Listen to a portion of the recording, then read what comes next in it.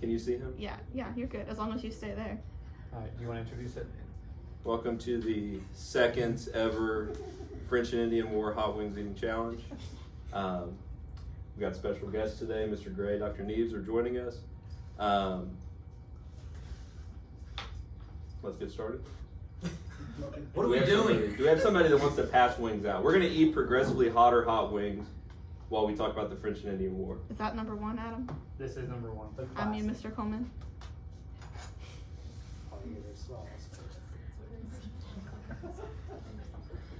We eat with forks because we're civilized people. Why are you cutting it in half, big I'm chicken? not eating the whole thing. But how are you gonna know which one's Just for those of you at home, I have been training. I ate my corn on the cob with pepper on it. Only drank one bottle of water. Yeah, for those of you at home, I've never been more sick than the last time we did this. So we decided to go hotter this time. And We it's a will new year, new me. So. go ahead and eat, and then we'll start talking. So we'll go over some of the highlights of the French and Indian War as we go through this. So make sure you guys are ready, and you guys have plenty of questions to be going along with it. We're gonna toast, right? Toast. Toast. Dr. Nixon.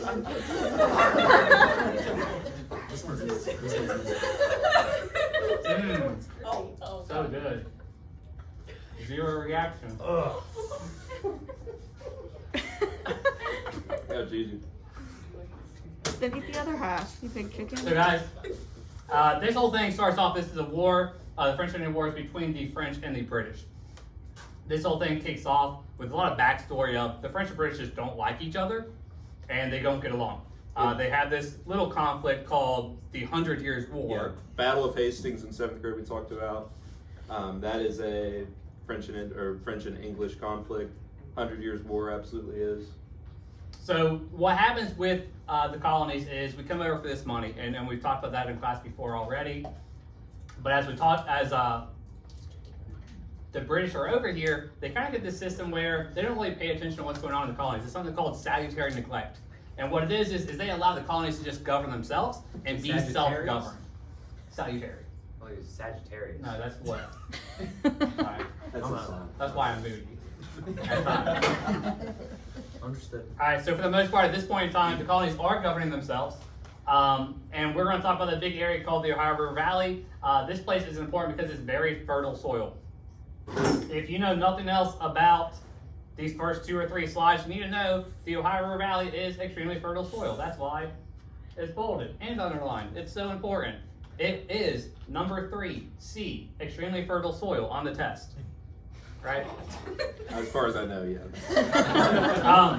This entire war is fought over that soil. So we talked about it in 6th grade, whenever rivers flood, the silt comes in, and the area around big rivers is always going to be very fertile. That's why if you go to Ohio, there's lots of cornfields and everything else. All right? Dr. Neves, you make the call from when we eat the second wing. You pass out the link. All right, let's see. Yeah, we'll keep going. Okay. We got plenty of time. Use about every 3 slides. I'll do every 9 today. Okay. What is the last slide? What number is that? 78. All right, so 79 is when we'll do the Okay. bomb. So for this claim, France claims this area, but also Ohio, the British also claim this area. Back then, you just kind of say you own an area, and then you actually own the area. So what happens is every time they say, hey, we own this area, they put a military fort there. And then somebody else says, well, we own this area, and they put a military fort. So think of, if you're in the back seat with your siblings, and you keep touching each other, your parents always say what? Hey. All right, I'm already bored, so I'm going to hand out another wing. Keep talking, Mr. Coleman. Do not go past this area. And that's basically what happens with the French and the British. They say, do not go past this area, or there will be consequences, you'll be grounded, whatever. All right?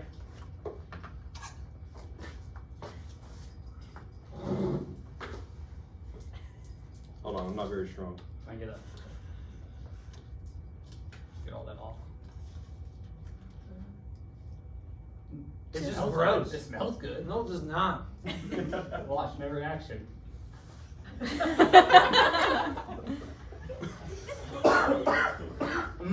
was hoping that one was going to taste good, but it's not.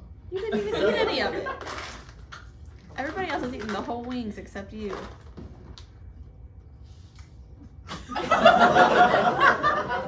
Really impressive. You took a nibble off of it. Oh, that was pretty good. I didn't mind that one. The wing was a little bit cold. Mr. Gray, Uh, how you feeling? I'm unfazed so far. Shaquille O'Neal over here. You want to talk about the 7-year war? I'd love to talk about the 7-year war. So rumor has it, and this is new information to me, George Washington started the 7-year war or the French and Indian War by firing the first shot. And everybody yelled shots fired. They did. Fun fact, the 7-year war dragged on for 7 years, and something that's very important to remember about this as we get closer to the American Revolution is that the British promised the colonists they would not have to pay taxes to recuperate the costs of this war. Excellent. Very good. What does that mean? What's recuperate mean? To make the money back that the British spent on this war, which the British thought was basically fought on behalf of the colonists to protect them, keep them safe from the Native Americans, and also provide the colonists new opportunities here. That's a long definition for recuperate. At least 4 I'm just trying to think so I can recuperate all of the trauma I'm going to have from eating all this afterwards. I was gonna say that last one lingers a little bit, doesn't it? That one's... Big thing is, guys, it's claimed that he does this. We don't know if that's for sure or not. We're going to talk a lot about whether things are actually true with George Washington or not, because there's a lot of myths that go around with that. There he is. What a guy. This is George Washington when he was young, before he was president. He's going to be a big name in this. He's going to start a lot of the issues. He is going to solve a lot of the issues, and later on, this is why he is a hero of the French and Indian War for the American colonists, and this is why he later on leads in the Revolutionary War and eventually becomes president.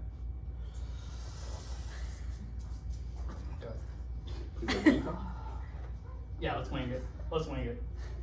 Already? Yeah, number 3. It's after 2. I got it. Let me pick a map. I'll give you a big one. Nice and juicy. This one's for me. Mr. Kennard, are you ready to sub in? Are you gonna pass out? Yeah, we do have subs on the outside for when Alright, which one do you want? as I. None of them. Both?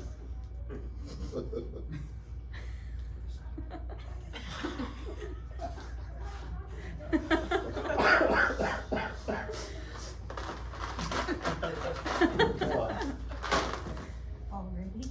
So the story is that Washington is going about, and like I said, they cannot cross a certain line. Washington does cross this line. The story is that he ambushes the French and kills a whole bunch of them, and obviously the French are going to be upset with this. Before we go any farther, just real quick, the French settlement. Mr. Johnson, as soon as you start talking, I'll let you. As soon as I start talking, the French are here to trade fur. You okay? Yeah, great. We talked about earlier this year, the French have a decent relationship with the Native Americans. The British don't. They're here to farm cash crops. That requires a lot of land. And to get that land, they've got to kick the Indians out. We've got a very famous piece of propaganda. Basically, each of the segments of the snake represent a different colony. It's saying join or die. If we're all not united, then we will not be successful in this conflict. Yeah, that one's got some kick to it. Ben Franklin's the person that creates this snake, guys. We'll talk about a lot about him later on. He's going to have a little meeting with basically all the colonies, saying, "Hey, we need to join together. We need to help fight against the British fight against the French, so we can become a little bit more independent and have a lot of just side effects of just becoming more rich." You're so good. I'm fantastic. The Indians were split between the French and English. They both make promises. The English promise that they'll get off the Indians' land. The French also promise they'll get off the Indians' lands. But most likely, neither of them are actually telling the truth. The British originally are doing this entire fight by themselves, and the colonists are like, "Hey, we're just going to sit back and let you guys do that." The British are like, "Hey, you can't do that. We need help because we're losing." Somebody else take over.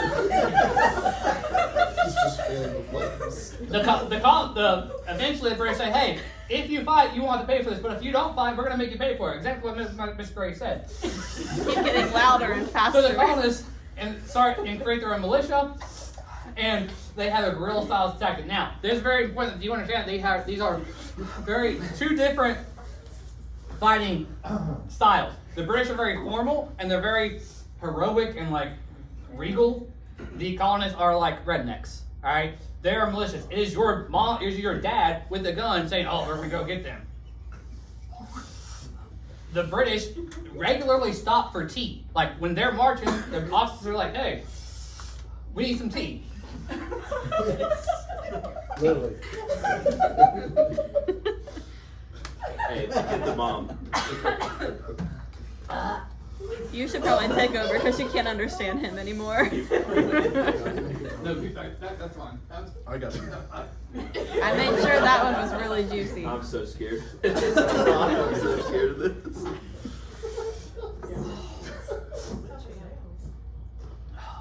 Sweating. I cried it during lunch.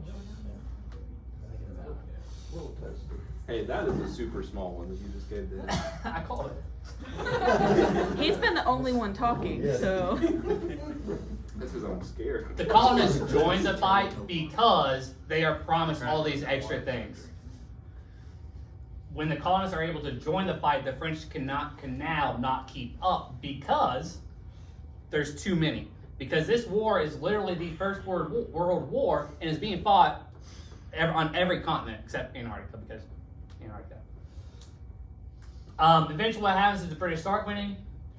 All I'm picturing now is the penguins reenacting the French on Antarctica.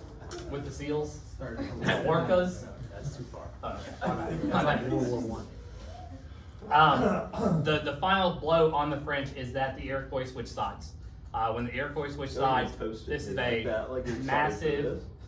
a massive change for the French, and the French can now no longer keep up militarily.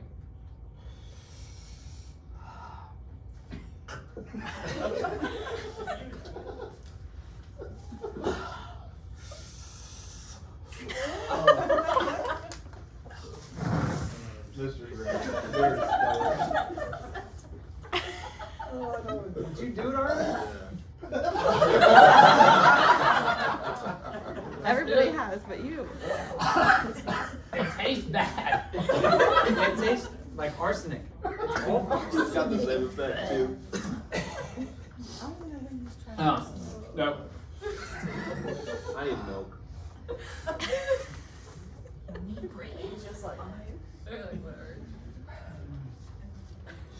We eat the other half. Please.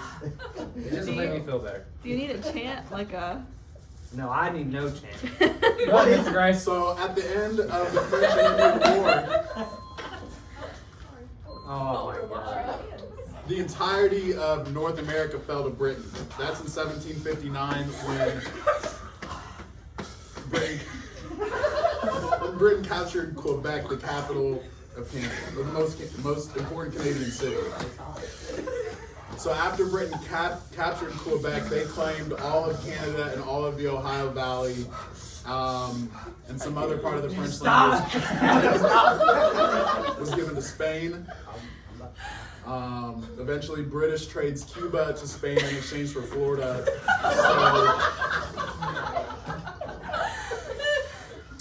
So that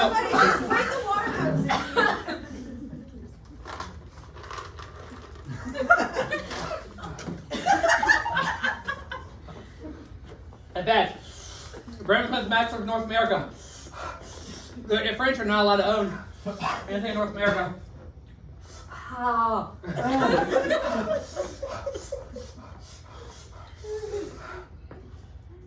Big thing is, Britain has left the crushing debt. Make it worse. And if you watch Game of Thrones, all debts must be paid. Caps lock. That being said, the British are like, hey colonies, you didn't help out. You should have to pay for what's on this war. The colonists said, no way. They said no way. Then we're done. They said, Mr. Gray. The debt must be paid. the colonists are trying to rebel against it, saying, we're not going to do it. Man, my head. You're You hyperventilating. know what pregnancy feels like? The hot flashes. Now, as the colonists are saying, we're not doing this, there's another massive problem, and the Native Americans just say, we're going to rebel. We're going to start killing people. This is called Pontiac's Rebellion. You guys will read about this in a little bit. Miss Johnson's class. Pontiac. Like The car. Car? Yeah. My that what it's hands are called? shaking so bad at this point. Like, Now you know how Kanye felt. it's about the same. Are we This ready? is where we get to George Washington, the legend. I'm going to eat a little bit of this. No. Are we eating the last one for the last slide? That's chicken Yeah. right there. Did you get that sauce I put on top? Yeah. Isn't that the tradition? You have to do an extra dab Yeah, I as the don't care last about one. tradition.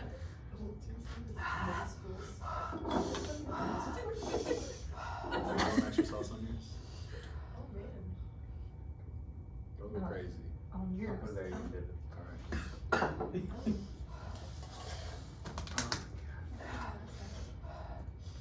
Wow, Already they're did my adding bite. extra sauce, and you two have taken a little I'm nibble. about to pass out. Who's talking on this one? Spencer. Mr. Johnson. George George Washington fires the first shots of the French and Indian War, was captured on the same day, riding around on his horse. The bullets just fly past him because he's George Washington. He's built different, and despite everybody being scared that George Washington was gonna get hurt, he doesn't even care. Don't even care! He doesn't even care like you.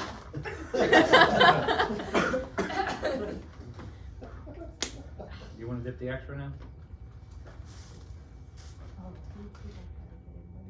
Mm.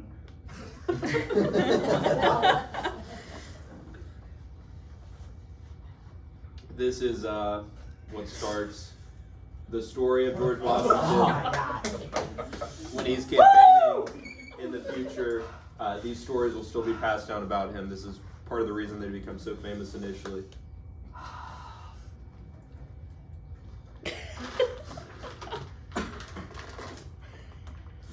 It's not working. The end. Yeah, it's not working. No water, no milk. But Guys. what did you learn?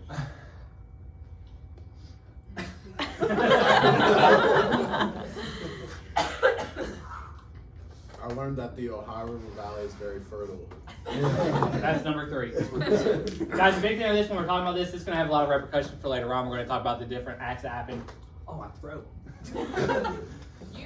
Your intolerable acts, your stamp acts, quartering act, township acts, all these are going to be directly because of this, directly related to this, which leads to the Revolutionary War. Done. Like, stop the camera, Doug. Cry. Are you want me to turn it off? Red's gonna help better than milk or water, fellas. I'm sorry.